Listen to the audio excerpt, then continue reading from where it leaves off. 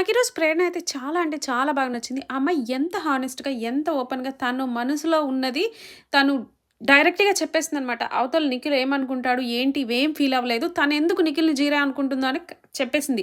Nikhil always group game ఆడతాడు అన్నట్టుగా తను ఫస్టేమో హౌస్ ఫస్ట్ అన్నాడు. తర్వాత చూస్తే ఏమో క్లాన్ ఫస్ట్ అన్నాడు. ఇంకొకటేంటంటే వాళ్ళ గ్రూప్ అంతా కలిసి ఏదైనా తప్పుగా మాట్లాడినా కూడా దాన్నంతా కవరప్ చేసేసి దాన్ని మంచిగా పోర్ట్రే చేయడానికి ట్రై చేస్తారు అనేసి ఆ అమ్మాయి చాలా ఓపెన్‌గా, చాలా హానెస్ట్‌గా చెప్పింది. నిజంగా నాకైతే భలే నచ్చింది ఆ అమ్మాయి. ఎందుకంటే మనకి మనసులో చాలా ఉంటాయి అవతల వాళ్ళ మీద ఫీలింగ్. కానీ ఎక్కడ నెగెటివ్ అయితదో, ఎక్కడ నామినేట్ చేస్తారో అని చాలామంది ధైర్యంగా చెప్పరు.